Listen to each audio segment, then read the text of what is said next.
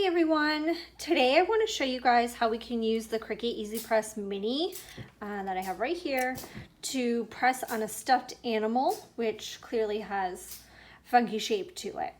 So I'm really excited about this. I usually do these a lot for gifts, and I find that even using my mini press, sometimes I get wrinkles.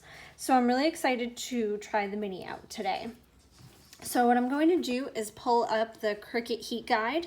Make sure I have the mini selected. You'll know because this green line's under it. You can see sometimes you have to double tap it. I learned that the hard way.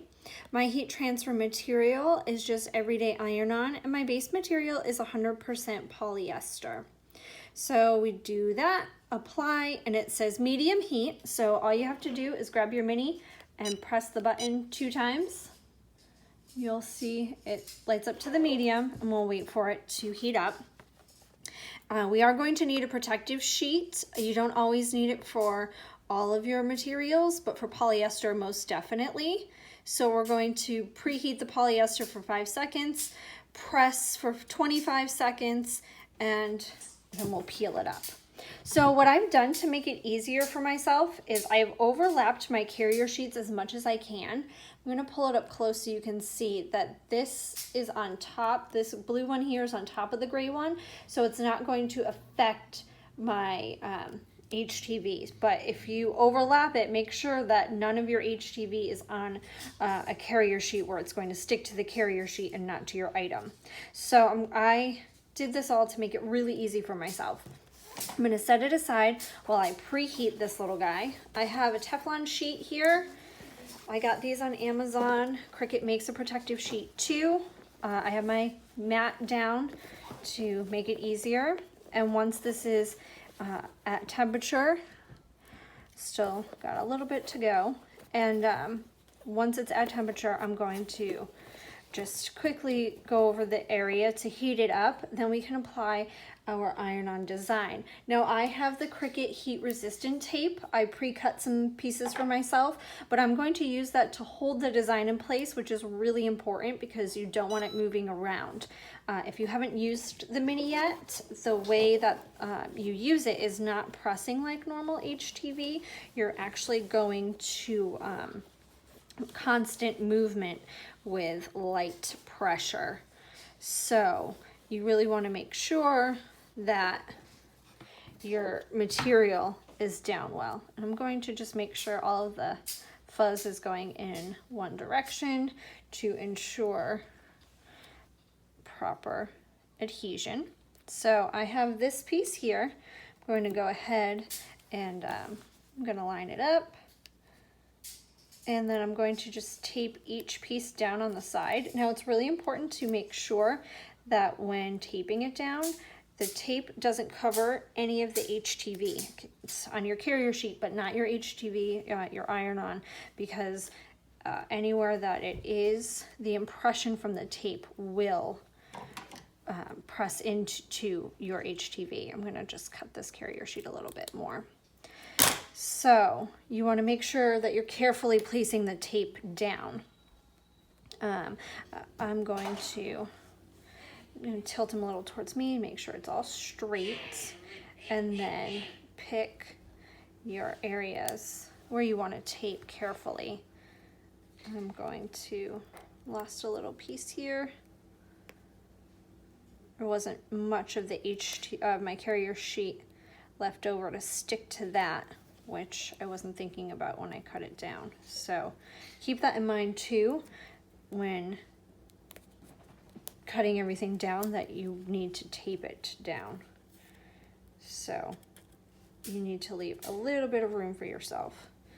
I'm going to cut this tape down even more. I like to keep my scissors on hand just for stuff like this to make sure that I can tape it down. And again, make sure it's not on your HTV, but anywhere else on your design. Okay, I'm going to cut a little bit more tape, and then we're going to put the protective sheet back over, and we're going to press constant movement, light pressure, 25 seconds. Now my The EasyPress Mini does not have a timer on it, so if you have an Amazon device, you can have Alexa set it. You can use your phone, you can use an iPad, you can use a regular household kitchen timer, whatever you'd like to use. I have my iPad here from the heat guide, so I'm going to go ahead and just use that to guide me with my time. Okay, I'm going to put this little piece here on and tape this down. Okay, now we're finally ready. So for something like this, you do want to tape it down really well and a lot. So I made sure that I have tape in quite a few places. But for something a little bigger, you shouldn't have to do as much. Okay, I'm going to go ahead, pull up my timer on my iPad, set it for 25 seconds, which it's already set from the last thing I did. Cover this. Now you can see a little bit of the design through my Teflon sheet. So I'm going to make sure that I can see every area while I'm pressing to make sure I get it all. So I'm going to go ahead, I'm going to start pressing and start my timer. I'm going to make sure I'm getting everything all over. And we've got this nice little tip on this mini press, which makes it really easy to go around and make sure that you're getting all of the little pieces, especially closer to the top or the arms and stuff like that. So I'm going to go ahead, carefully, very carefully peel to make sure everything adhered correctly. And fully.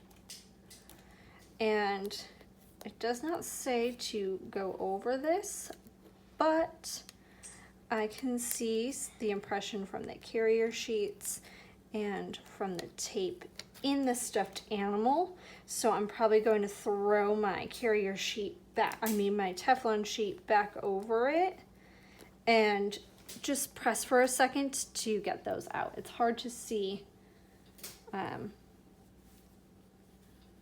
can see it down here. It's hard to see on the video, but it is there. So I'm just going to throw it over and just go over it really quickly for a second, give it some pressure.